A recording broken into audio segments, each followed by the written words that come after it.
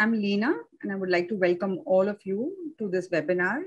I'm a lawyer and I'm based out of New Delhi, and I've been working on access to medicines with Médecins Sans Frontières for the last 15 years. I'm going to be your host and moderating this session for the next hour and a half or so. I just wanted to sort of highlight that this is one out of 4 very important webinars on neglected areas of public health. Among them is the first, which is hepatitis C, a silent killer. And before we go into the discussions, I just wanted to highlight a few house rules. One, that you're all on mute if you are a participant, but please feel free to put your questions in the Q&A and not on chat because the chat is disabled.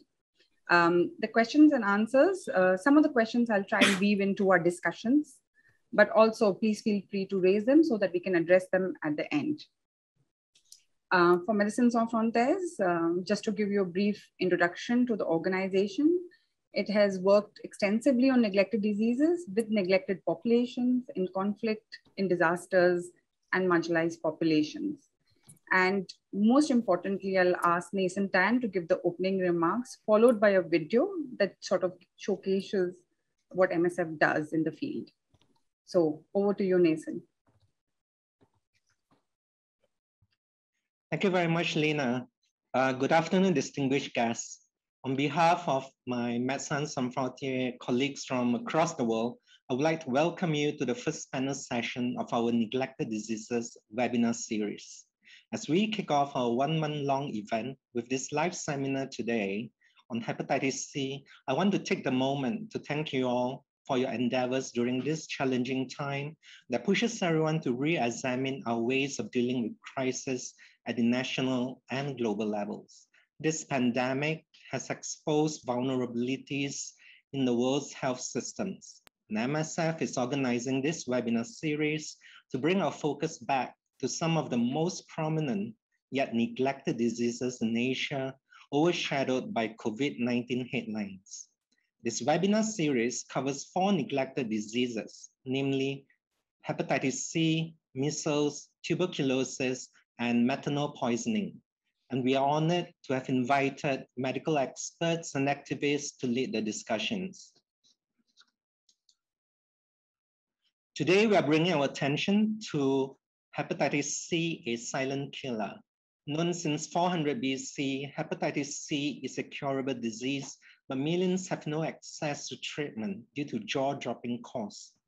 Data estimates that only 9.4 million people worldwide had been treated with Hep CV treatment regimens by 2019, thus leaving 48.6 million people still waiting in the queue. MSF treats people with hepatitis C in several countries, such as Cambodia, Iran, India, Myanmar, and more. In 2019, our colleagues have provided Hep CV treatment to around 10,000 people. Of course, this number is far from eradicating this disease, and we continue to be advocating lowering the price and increasing accessibility of the drug treatment. We would also discuss impacts of the COVID-19 pandemic on narrowing access to treatment for hepatitis C patients, in particularly challenges for Hep CV patients and developing countries to control the disease. I would also like to take the opportunity to welcome and thank our panelists for this session. Duke NUS University Associate Professor Chao Wen-cheng, who also serves as a senior consultant of gastroenterology and hepatology at the Singapore General Hospital. Jean-Michel Daniel, Southeast Asia Regional Director of the Drugs for Neglected Diseases Initiative. Last but not least, Tan Meek, who is MSF Cambodia's Hepatitis C Project Coordinator. Throughout this series of webinars, we hope to shed light on the ongoing but often neglected diseases. We want to actively bring together medical professionals who are dedicated to or interested in contributing to the endeavors of treating neglected but curable disease across the globe. Before I yield my time to our speakers, I would like to express how the past year and a half has been a roller coaster ride for medical workers, patients, families, and beyond. Amid the COVID-19 pandemic, there's still much left to do to ensure that all our patients have access to quality, affordable diagnostics, drugs, and vaccines. Today, there's a stronger call to solidarity more than ever. We will not let the COVID-19 virus exploit an already vulnerable populations even more. On this final note, thank you once again for joining us, and I wish you a fruitful discussion. We look forward to seeing you again in the coming weeks. Thank you. Thank you, Nathan. And now we have the MSF video to explain our work. I don't see what she's wearing. How he earns money. What phone he has. I don't see who she prays to. That she's a threat. Which border they cross. I don't see if he's a soldier. If he's a refugee. Which side they are on. I just see a child. A human being. A patient. Doctors Without Borders. Independent. Neutral. Impartial.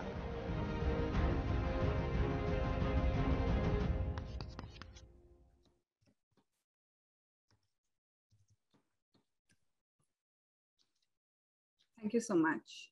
So thanking all the participants who joined us across the region, I'm going to introduce the panelists quite shortly. Nathan's done a great job of introducing them already. So we have Dr. Chow Wen Cheng from the Singapore General Hospital. She's actually extremely busy clinician who's taken time out to join us today. Thank you, Dr. Chow. And she's contributed to the guidelines on hepatitis B and outbreaks of hepatitis C in Singapore in the past. So thank you for being here, Dr. Chow. Yeah. We have Jean-Michel with Drugs for Neglected Diseases Initiative. Jean-Michel has been based in Malaysia and heads DNDi there. And interestingly, DNDi, who works on neglected diseases, took on hepatitis C and worked in partnership with the Malaysian government to turn around the response on the kind of innovations we see on hep C treatment and diagnostics, and contribute to a tremendously successful response, even which hasn't seen a slowdown in the pandemic. So welcome, Jean-Michel. Thank you for being here. Thank you. Hello, Thanmeek. If we can have your video on. So Thanmeek is a counselor and has been with MSF for a very long time. And he's a project coordinator in Cambodia for a project on hepatitis C, which is turning out to be an excellent model in reducing the time taken from diagnosis to treatment. And I hope that model gets replicated across the region because it's benefiting patients in a manner that we could not have foreseen. So welcome, Thanmeek, and we really like to have your experience in the panel discussion. Yeah. So before we go on to the panel discussion, and I pose my first question to Dr. Cheng, I would like to, highlight a poll that just sort of gives us an idea about the knowledge levels among all of us for hepatitis C. So the first poll is, what is hepatitis C? And you can just quickly click on one of the options and we'll see your answers. So should we just take 30 to 60 seconds to do this, I think.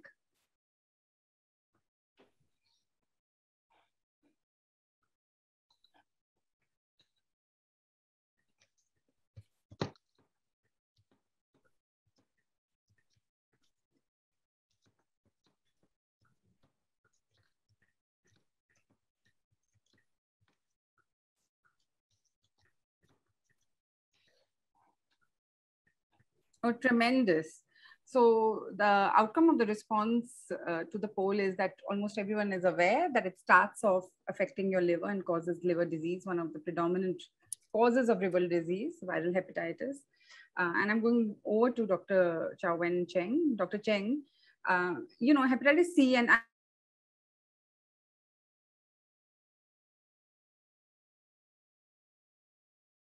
professional would like you to highlight why it's known as a silent killer And number two is, what challenges do you see in Singapore in addressing viral hepatitis, particularly among vulnerable communities? Well, I think the two questions in some way is related. So first, to answer the first question, why is it a silent killer? The reason is because in the case of hepatitis B, particularly in Asia, a lot of it is vertically transmitted. So by the time the person becomes an adult, he or she may not even know that, you know, the mother who passes on the disease to him has hepatitis B, for example, and suddenly he feel well, and that's why, you know, it will not be he will not be conscious of it. And as for the case of hepatitis C, which is really the topic of concern today, many of the time people get the disease in just a spur of a second because of an incident, whether it's a needle prick injury, whether it is a bag of blood that has been transmitted, a contaminated instruments that they happen to use, whether it's for medical treatment or whether it is used for some aesthetic reason, or for some people who use drugs using injection, that may be a mean, or other times even acupuncture and all that. Any form of injury, that a prick that after a while people even forgot about it, could well be a source of introduction of the infection. And after that, the person remained very well for a very long time. And by that, I mean, it could be as long as decades. And the only time that a person realizes is unwell and present to a doctor is the time that actually the liver is entirely damaged. By that, we mean that, you know, the liver is become cirrhotic, or when we usually tell a patient is hardened, it simply means the liver is totally scarred. And a lot of time, it means that other than a transplant, you can't save the patient. That's one main way of presentation. And the other presentation is when the patient develops liver cancer. Of course, you know, having cancer is always devastating. And that is probably the two ways that the person present themselves when it is really advanced in the disease. But until that happens, the person remains very well. And that's why it is called a silent killer. And indeed, in many ways, it is a killer, because obviously treatment of cancer or access to liver transplantation is always difficult. Which then relate to the second question that you will mention, you know, this precisely because of the silent, then obviously people are not aware of it, and very little can be done. And therefore, unless we consciously go and screen for this patient, especially the at-risk population, who a lot of time either they don't have the means or don't have the health literacy and therefore will not do it, then, you know, it will be a problem. Oh, thank you so much. So that leads me to my question to Jean-Michel. When, you know, Dr. Chao says that, you know, we need to be screening vulnerable communities. And coming back to Jean-Michel, if we screen communities, we have a larger number of people who didn't know they had hepatitis C and now end up with the results. So when we started to work on Hep C, treatment costs were tremendously high. When the new drugs came in, they were $1,000 a pill. We saw some generics out there from Egypt, which were a fraction of those costs. So what did Malaysia do to make the drugs affordable and bring in innovation for hepatitis C in the region? Yeah. First of all, I think, you know, one of the things we need to repeat, even before I answer your question about hepatitis C, is we have a cure, you know, and this is so unique. To have a disease now where you can think about elimination. And I think we need to constantly remind us of that and why it's important to talk about hepatitis C. So I think and this is why, you know, the Malaysian government has a commitment with WHO of elimination in 2030. And this kind of commitment is important. You know, people take it seriously. They come back home and they say, "Okay, we just signed a document where we wanted to eliminate hepatitis C. So where do we start?" And then when you start with the high price of DAAs, these amazing drugs that are the cure, and then it starts to be a problem. You know, the price was 80,000, and with negotiation, they only managed to go down to $10,000 for 12-week course, something a middle-income country cannot afford. And so what Malaysia did is they engaged into creating more competition, into creating a competitive pricing environment for DAAs, and it's worked tremendously. So they used all the legal means available to them, but also And that was quite unique, especially as we are talking here in front of a large crowd of MSF people. Usually when we do advocacy for access, we start, with the patients group, with the doctors group. But here we started with R&D. We started with research and development, and we said we will develop a treatment. So even if prices don't go down, within a few years, we'll have a $300 treatment. And that was used as a benchmark, to put it mildly, maybe a threat if you want to be a bit more campaigning. And it takes time, it takes years for pharmaceutical companies to actually believe you, that you mean business. And then what we saw is price go down in Malaysia. And that was quite amazing. And very unique to have, to start with a clinical trial and to make it the backbone of an access strategy. Absolutely. So one of the things I wanted to ask you, Jean-Michel, when Malaysia did this, did it face any pressure? Did it receive any support? So what happened when Malaysia started to roll out this strategy? When you roll out a strategy like that, you have to use all the legal means, and one of them is the TRIPS agreement.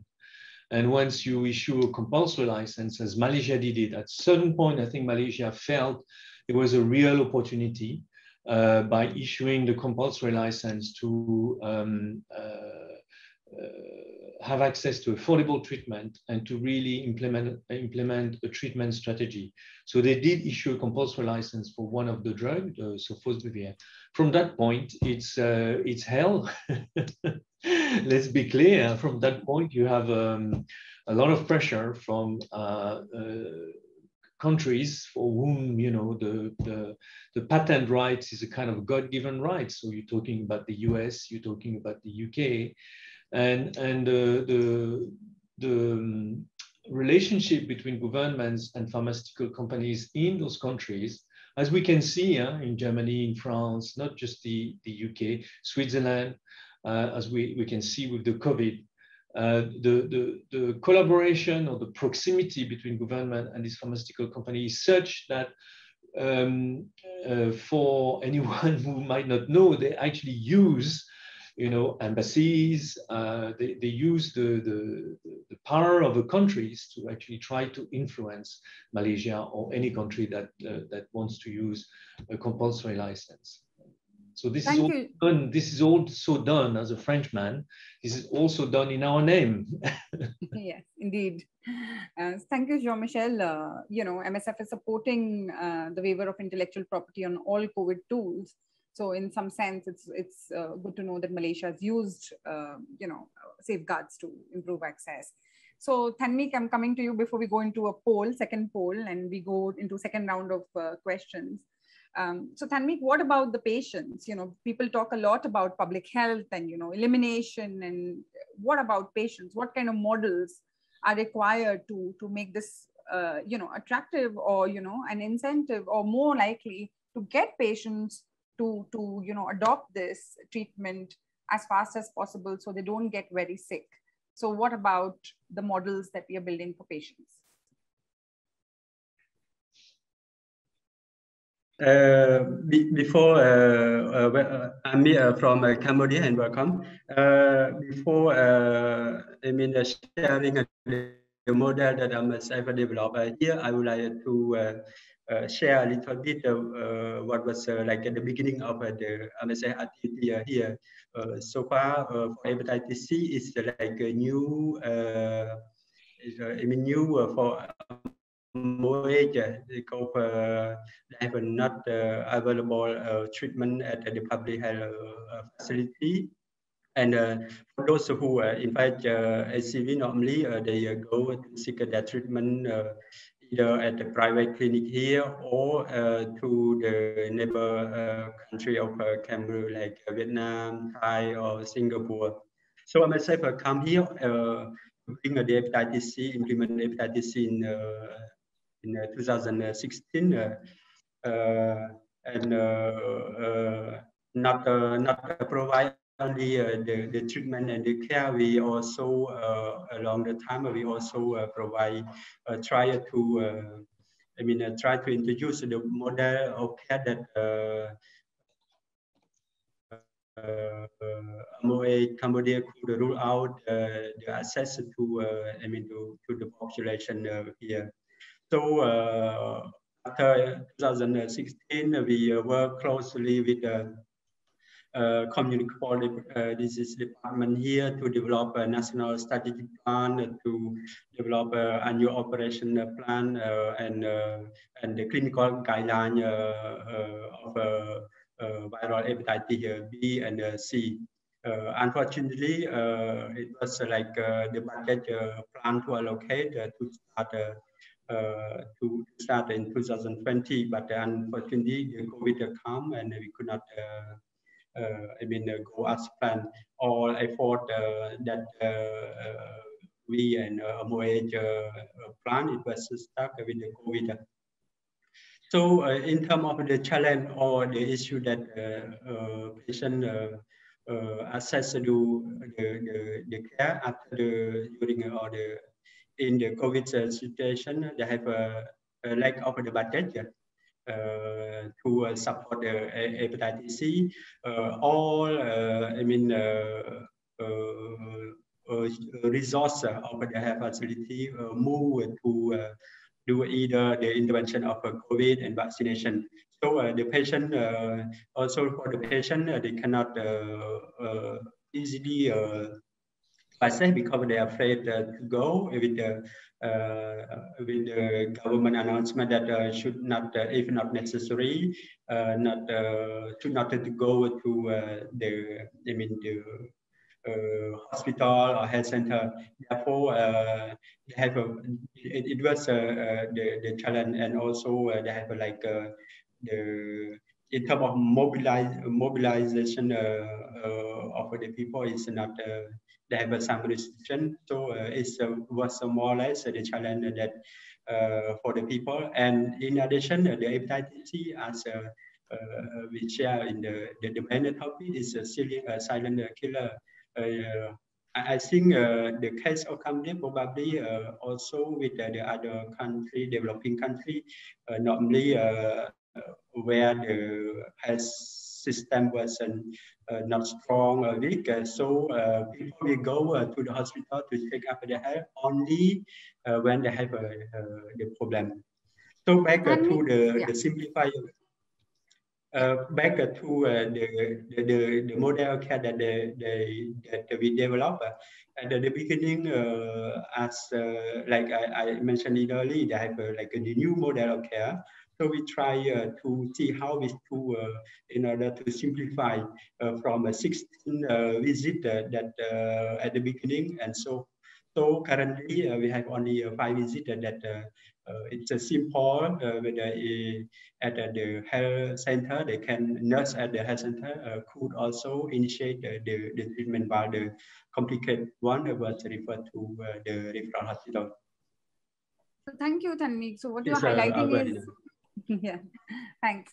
So what you're highlighting is in that 5 visits you could get cured, and basically COVID requires us to rebuild some of these programs, looking at the kind of challenges that health systems and patients have faced during the COVID pandemic. And I'm going to come back on that issue back to you.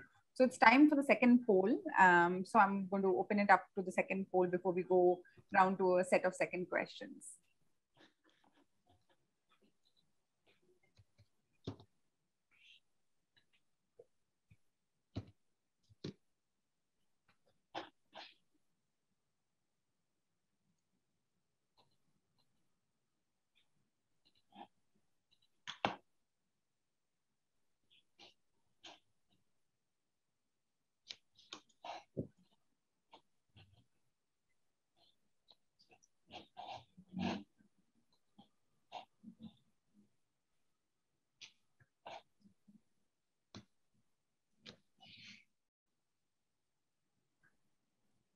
So while we're waiting for the second poll results to come in, and I'm, oh, fantastic. So almost everyone, over 90% people actually knew the routes of transmission, including unsafe injection practices, unscreened blood transfusion, and contact with blood or bodily fluids of an infected person. So it's really great to know that everyone sort of knows the routes of transmission. And I also just wanted to sort of highlight, before we go into the next set of questions, that please, feel free to, share this information on hepatitis C with within your communities. So I'm going to come back to Dr. Chow, and there was a very interesting question that was asked about vaccine for Hep C, and someone said, do we have a vaccine for Hep C? And number two, if you can also mention, what did you see during the COVID-19 pandemic and, other health services, but particularly on viral hepatitis and Hep C? What were your observations of people coming in and what happened to them? Yeah. Right. Well, unfortunately, first of all, there isn't up to now an available vaccine for hepatitis C. So, that's the not so good news. But the good news is that, like, our other colleague, Jean-Michel and Meek has mentioned,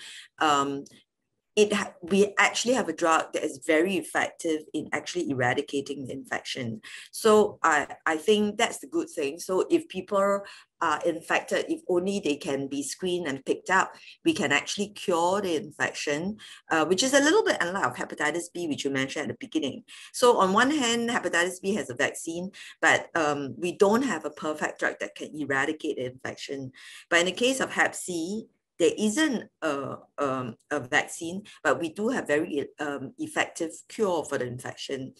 I do, however, want to bring up 2 points. That is, eradicating of the infection does not prevent reinfection.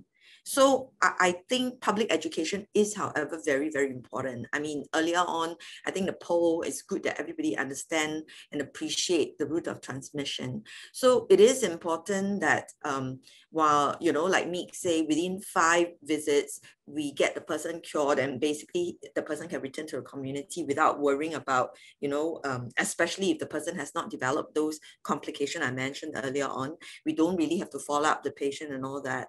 But I can't emphasize more. During the last visit, before we bid our patient goodbye, which is what I do, I always nag at a patient and give them a lot of reminder and say that please be careful because you can catch it again, and I surely don't hope that you will need to come back for treatment a second time. So I think that's the first thing I think it is important to mention. Sorry, your second question was COVID-19. Yeah, the impact of COVID-19 and what did you see during the... So not so bad because precisely because the treatment of hepatitis C is relatively simple. So what happened is that unless there are patients who do not dare to come to hospital because they just feel that our hospital is filled with COVID-19 patients, especially during the peak of the infection, that may deter some people coming back to the hospital for follow-up. But otherwise, for those who come back, the compliance to treatment so as to lead to a cure is not an issue precisely because the treatment is so simple. So as long as they come for the first visit and we kind of explain to them what treatment is required, that's easily done. I also want to mention that what COVID-19 has brought forward is the impetus of developing of digital health. So what really can happen is one can imagine after, we have prescribed the treatment, they can get the test done in a lab and we can see the result digitally. We could actually convey the outcome of the treatment as well as to give that kind of public health education through some kind of media, Zoom, for example, if not a phone call, without the patient actually coming in, and do not allow COVID-19 to stop us from continuing what we need to do. Thank you so much. Actually, one of the things that I was really thinking about was that, Hep C was a bit like COVID, that we can get reinfected and we need to work with vulnerable communities to provide them with the tools we need to prevent. And I just wanted to sort of go back to Jean-Michel on this issue where there's a question from China. And of course, a very important question about treatment gaps and what can we do about addressing them and to reduce them. So I just wanted to ask you, because, Malaysia is turning out to be the model for the region on reducing treatment gaps. So over to you, Jean-Michel. I think the first gap, whatever we hear, is that the effective price of the AAs relatively to the purchasing power of a country is still too high. So by that I mean that even though it might be $900 for a 12-week course in Vietnam, it is still too expensive to see a public health strategy of elimination being implemented by the government. So I think DAAs, the DAA price is still an issue. There's a price tag, you know, it's like a bad marketing or like marketing, you know, you can have this product at this price, but when you go to the shelf, it's all gone. And it's a little bit like that with the price of the DAAs. We hear low prices, but they are not available. So we need to make sure that these prices are really available in all of the countries, and we are far from there yet. So that's a gap. The second gap is in screening, and that's probably a difficult one. The confirmation tests is too expensive. You know, so the screening, the rapid tests, you can probably get organized to get that at a very affordable price, but it takes leadership, right? It doesn't happen again by itself. Governments have to have strategies. They have to take leadership in making sure there is a competitive pricing market for the DAAs and for rapid tests. But then the confirmation test is more difficult. They are expensive. And so we need innovation there. It's very simple. And what I believe is we need innovation from the South. And one of the key countries, or one of the countries that come to mind when it comes to filling in these gaps through a kind of a South-South collaboration, as we have done with the Ravidasvir, is of course China, but also India. You know, there's some very, very interesting confirmation tests possibly in India. So I think this, you know, for me, based on the experience we've had on producing a DAA, South-South collaboration is the way to go for many of the health issues that we identify, especially in the endemic countries. We cannot just rely on this kind of you know, north-south relationship. We see with COVID-19, it's just not working. Look at the massive gaps in access to vaccines, because we rely on a very top-down north-south approach, or very high-income country to low and middle income country approach. So I think South-South collaboration, I've been saying that, I will be repeating it as much as possible. For me, it's one thing to look at the global health infrastructure and say, come and help us. But I think South-South countries, so low and middle income countries, Pakistan, Bangladesh, India, Thailand, Malaysia, Vietnam, these countries need to start to talk with each other and get organized to find some of the answers to their problem. There is enough knowledge and expertise. And when there is not, then you can reach out, you know, to high-income countries such as Singapore, which I'm sure would be very happy to share some of their knowledge. And I mean it, I'm sure, you know, they are very open to this kind of collaboration. But low and middle income countries have to be in the driving seat. You're on mute, Lina. Absolutely. The regimen that DNDi and Ministry of Health and Malaysia have developed, Ravidasvir and Sofosbuvir can be used in China as well. And I don't know how many of our viewers know, but Gilead Sciences is pushing very, very hard for the patent to be granted in China. And Chinese government is showing great leadership in opening up treatment for hepatitis C. And I hope, you know, we don't see the reversal on the patent. So yeah, absolutely. No, if I may, yeah, I think you know, typically China, not just China, I think most, but specifically China could take such a leadership in addressing the HCV issues. They have all the elements together. They have rapid tests, they have, you know, they have the drugs, and they also have the Ravidasvir, which is locally produced. The only thing that they have to be very careful about is granting the patent to Sofosbuvir. Should they grant the patent for Sofosbuvir, that's it.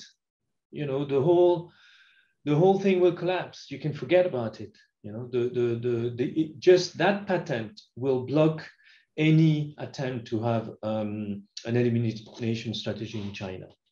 Absolutely, spot on, Jean-Michel, and I think this is something that we really have to take forward, both the South-South collaboration, but also, to watch out that our elimination strategies are not undermined by intellectual property enforcement.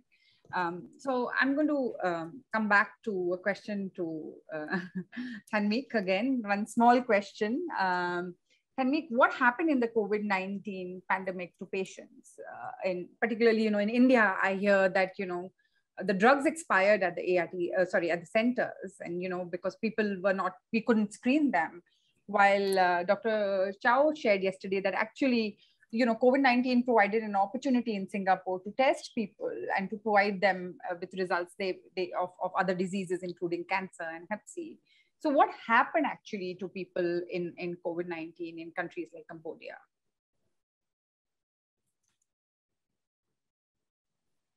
For Cambodia,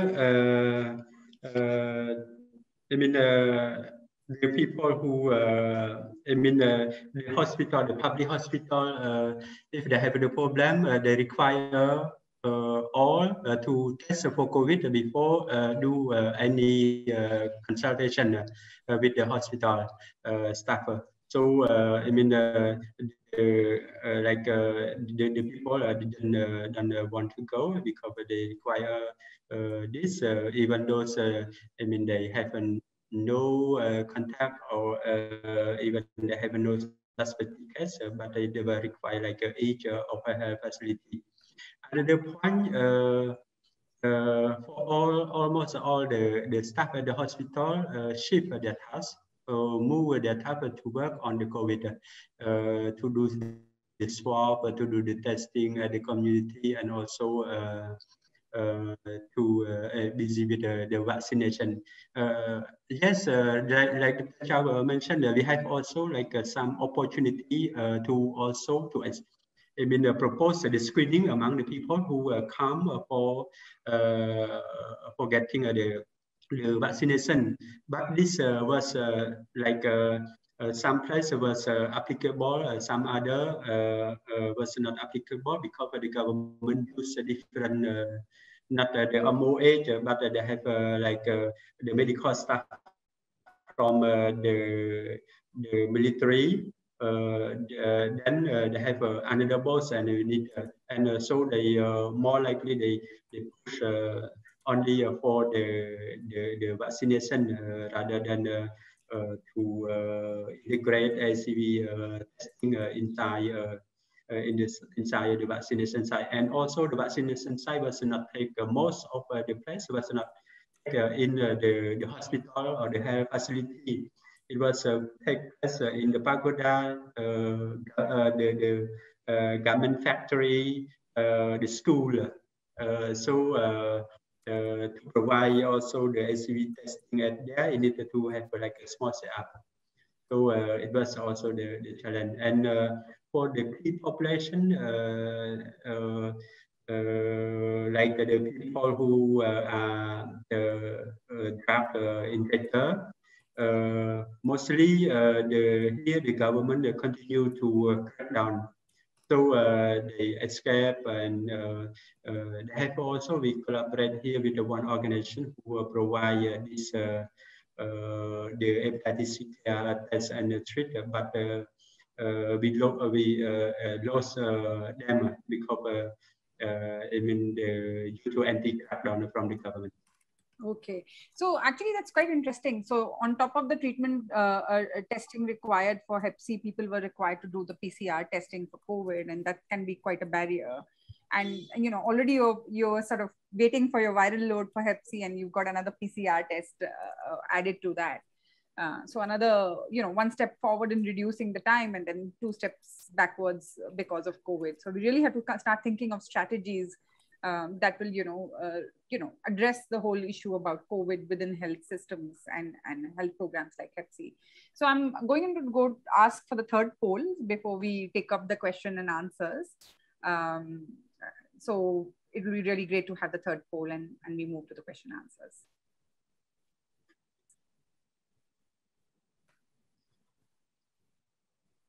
And I hope everyone can answer this accurately because you've been discussing this throughout the session.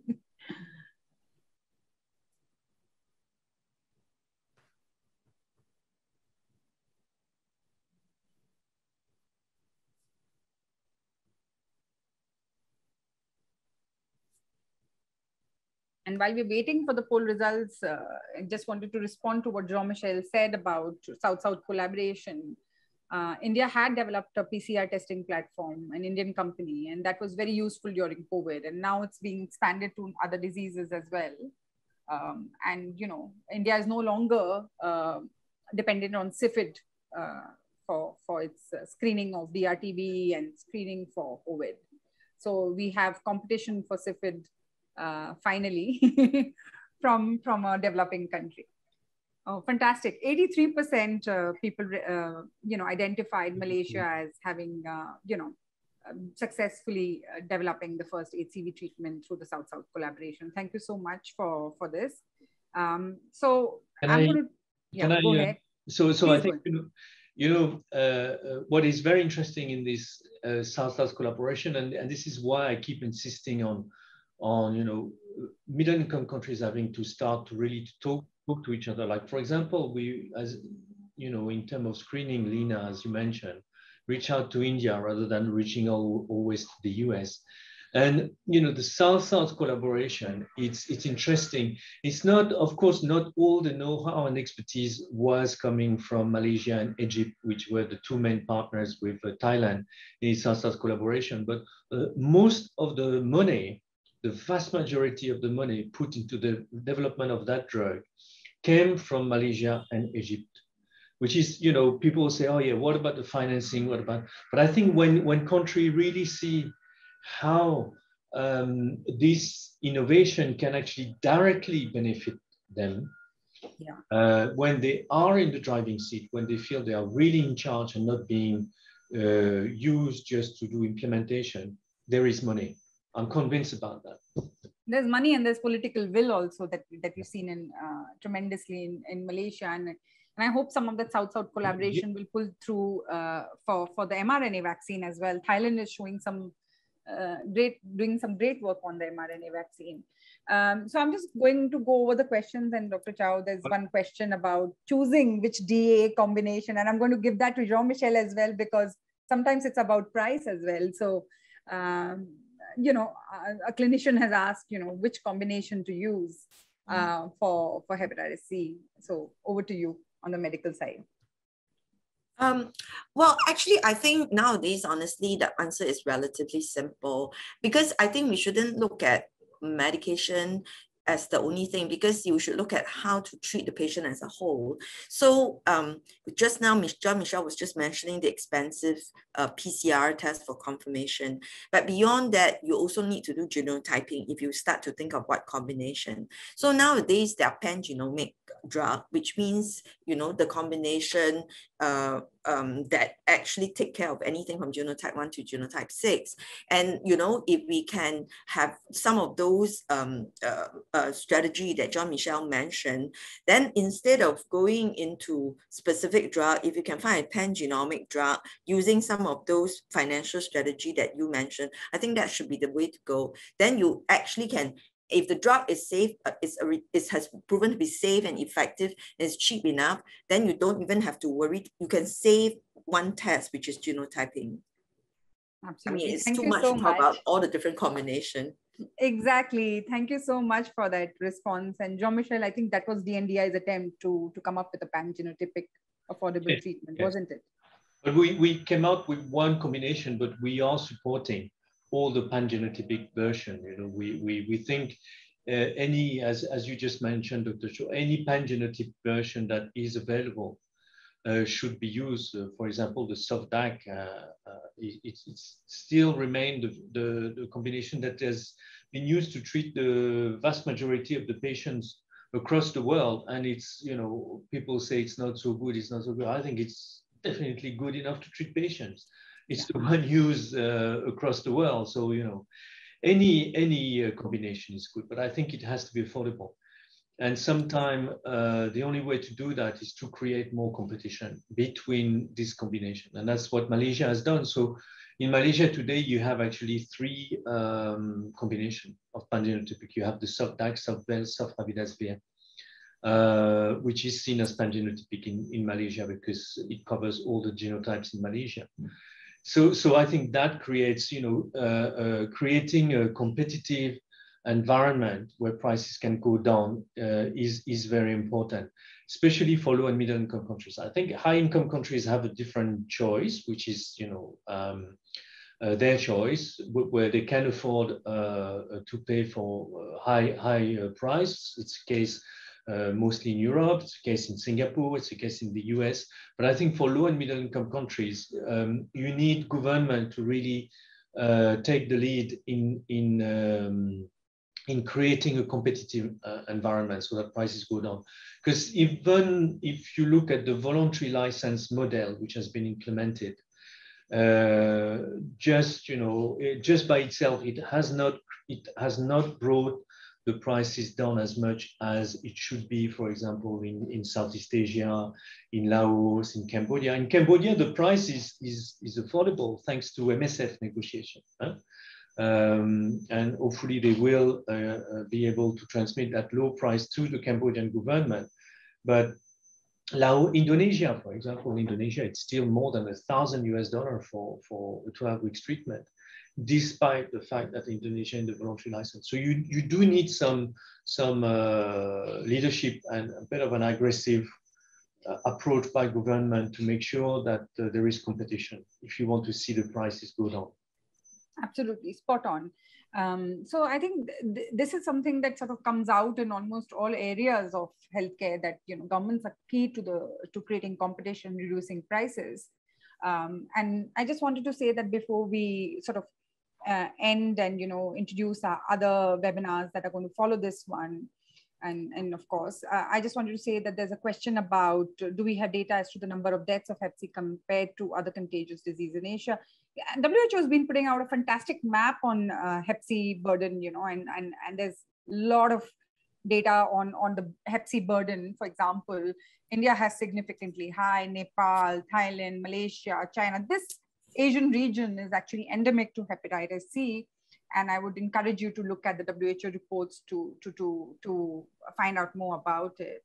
And on the issue of the pandemic, seeming more dangerous. And I think the issue about the pandemic is that it has taken a lot of our healthcare infrastructure to addressing the pandemic. And I think because the pandemic is here to stay, we really have to now re-strategize, and I think we can't do that in this webinar. So I'm going to stop at that, and I'm going to, thank all the panelists. Thank you so much, and lovely being introduced and reintroduced to all of you all. And I wanted to sort of reinforce that there are 3 more webinars. There are 3 more webinars that are coming up. One is on methanol poisoning, one is on TB, and of course, drug-resistant tuberculosis, again, one very big challenge in the region. And I would encourage you to register for them. If there's a slide or something, I just wanted to ask the hosts, MSF Hong Kong, that do you want to share the slide on the follow-up webinars? Excellent. So it's a spotlight on neglected diseases, and we are going to be having it in the following 3 weeks. So we have measles, and of course, in our vaccination programs for COVID, a lot of these older diseases are getting overshadowed, and their vaccination programs are getting overshadowed. We have methanol poisoning, a significant issue in Cambodia, in India, and a number of countries. And of course, we have tuberculosis, who's, had a huge setback due to the pandemic, tuberculosis services. But of course, we have got drug-resistant tuberculosis. So feel free to join all of them. And I'm just wondering if I can take a couple of more questions and ask the panelists to answer them. There's a very interesting question that came in prior to this webinar, and that was a question on whether a person can undergo a renal transplantation if they have Hep C. And I just wanted to ask Dr. Chow, but I also wanted to say that if irrespective of whether you're HIV positive or you are Hep C or Hep B, any kind of life-saving intervention cannot be denied by healthcare services. So you would have to take the precautions, but you would have to provide whatever treatment that would be required. And if not, that would amount to discrimination. So Dr. Chow, how do you deal with these issues of people coming in for surgery and transplants and having HIV or Hep C, and what do you do about it? So I think there's two layers to this question. In fact, there's also another question in Q&A about pre-screening of surgical patients, but I'll answer the question you posed first. So the two layers of the question is this. Number one is what you do with the patient who require a transplant while he have another condition such as hepatitis C. And the other one, which is what you're suggesting, is that should a person with hep C who can potentially transmit to the healthcare worker be given a treatment? Because to be honest, I'm aware of some doctors or healthcare workers feel hesitant to take care of a patient, especially surgery, if the patient happens to have hepatitis. So I think to answer, I've answered the second question first, which I agree with you. No patient who happen to have HIV or hep C should be denied treatment, but it also means that the healthcare system should have developed a robust enough process to make sure that the patient, the healthcare worker who is delivering the care is protected, that they have the proper SOP, such that there's no reason for the healthcare worker to deny the patient the treatment. Because there's also another layer of thing is that you should treat that patient, but if the healthcare worker get infected, he can be a potential risk to infect other people as well. So I think there's a part that the health system has to do to make sure that's okay. Then of course, there's no question that I think you should treat the patient, and we should do that. It's just that, to be honest, it's so easy for a healthcare worker to give a reason that, you know, it's too late, it can't be treated, when there may be other reason that the person don't treat. So the health system has to be robust. But there's also another situation, which is if the patient is having an elective surgery, there's no rush. It doesn't mean that you have to treat the patient to have the surgery like within the next 2 hours. You do have time. In that sort of situation, there are two things.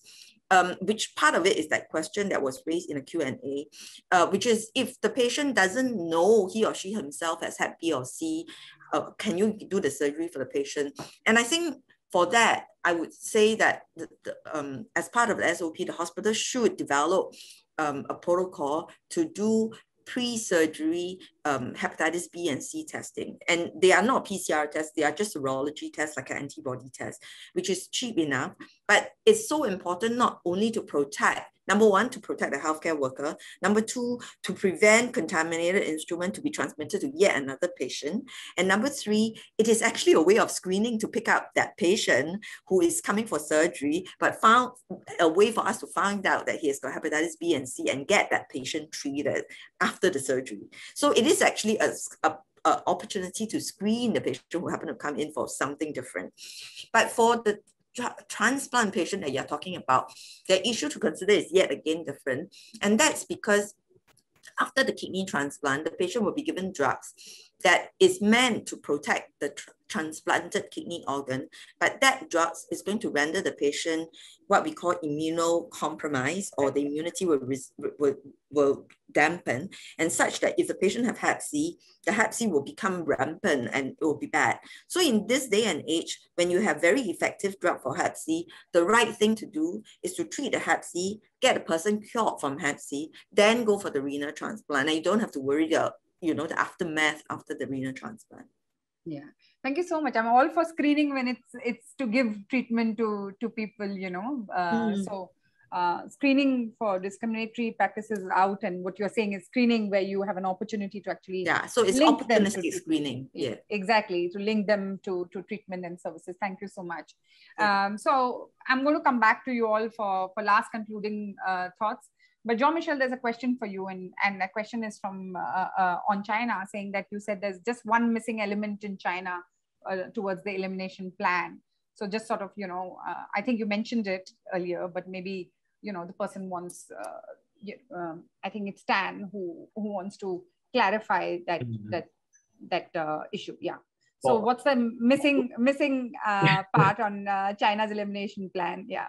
Well, I think first of all, the first missing thing is for China to put in place all the elements which it has. That's what I said. You know, I think if you look at the potential of China, it has all the elements of an effective elimination strategy. They might not be in place yet, and it's like that in many countries. I think if you look at many countries, there's a bit of organization to do, but a lot of the elements are there to implement effective public health strategies of elimination. The one problem of China is that it's one of these higher middle income countries that is too, cannot afford the very high cost of DAAs, like in high income countries such as Europe or Singapore. But it's too rich to have access to what is called the voluntary license scheme that have been put in place by some of the companies to have access. So it's really caught in between the two. And at the moment, the license or the patent for the sofosbuvir, which is the backbone of most of the strategies, is pending. And if that is given to Gilead, then they will really be a bit stuck. And it's a shame because China has invested a lot of money in the development of DAAs. So they also developed their own version of the Ravidasvir, the molecule that we developed with Malaysia. So they also have potentially access to affordable DAAs, pending that issue of the sofosbuvir. So I think that's what I mean. So first of all, it's a big country, so it has to put in place all the elements, but I think they are there. And then sofosbuvir remain a big issue for China as a higher middle income country. Yeah, I think as a treatment activist, I couldn't agree more. So we are almost at the end and we have to do our concluding remarks. And one last, so maybe we can combine it and make quickly, is a question about how we can ensure that HCV patients are treated well in the community and the workplace, and if any other thought you have before we end the webinar. So please, over to you, Tanmeet.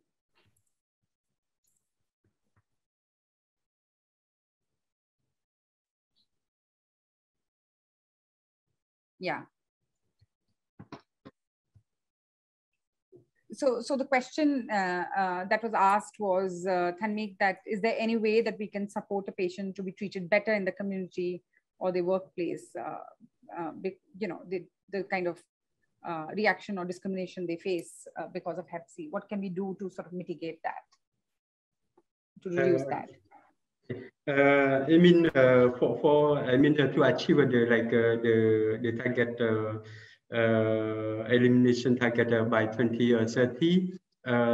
First, in Cambodia context, they have we find out for the hepatitis C, the prevalence is around 1.6 among the general population, but for those who are 45 years old and elders, it's about 5 to 6%. So in terms of to eliminate, I think we need to target the adult population. And for the MOH now, they rule out the hepatitis C with the simplified model to they call operational health district in the country. So for that, with the simplification and also the rule out with the easy way to implement, I think it will be achieve the target of elimination. Thank you, Tanmeet. And I guess by curing people, we're reducing the stigma and discrimination against Hep C as well. And thank you for the explanation on the simplified model. So Dr. Chow, over to you for your concluding remarks. Yeah. Well, I really want to thank people like MSF and DNDi, like John Michel, who has done so much, who can lower the price for all the medication.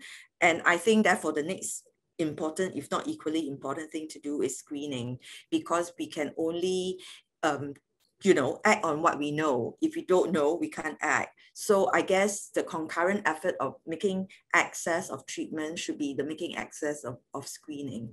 And I think the other important thing, I mentioned it at the beginning, is that we can't wait for people to come to us for screen. So opportunistic screening is important. Going to the at-risk population to screen is probably very important as well. Yeah, absolutely. Let's take the testing to the people. Thank you so much for saying that. So Jean-Michel. I would like to come back to what Mika said. I think what Cambodia has done in terms of simplification, decentralization of treatment, both the MOH collaboration with MSF is amazing. And when we talk about innovation, this is the kind of innovation we want to see. We will not, as Dr. Shaw say, the challenge now is to find the patients, to invite everyone to come forward and get tested if they have one of the risk factors. And then we can only do that if we simplify, if we decentralize screening and treatment. And what has been done in Cambodia, also in Malaysia, are typical example of what needs to be done in the region and beyond. So I think for us, the challenge is to take the experience that these countries have and to see how we can, again, through partnership, through collaboration in the Global South, between Global South countries, how we can use this experience and implement it in other countries or use it to encourage other countries to have such strategies. I'm talking about, for example, Bangladesh, I'm talking about Indonesia. China could play a leading role, I think, in terms of access to DAAs and HCV treatment.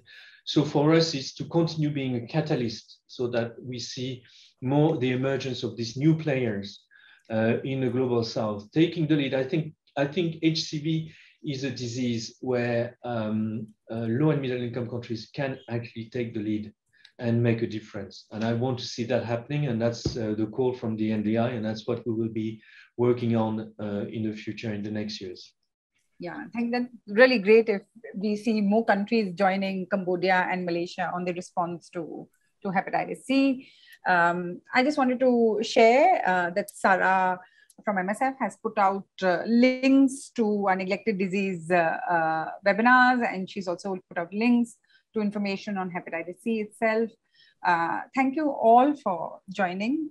And can we have the last slide so, so that we can sort of end the afternoon. Thank you so much to all the panelists. Lovely knowing all of you all, and we'll be in touch. And of course, MSF works in with very excluded populations and with very marginalized communities in difficult to reach areas. For example, in Manipur now, MSF is Manipur in the northeast of India, where we treat Hep C and HIV and TB among drug users. We are also doing a COVID-19 response. Thank you so much for being with us and giving us your time.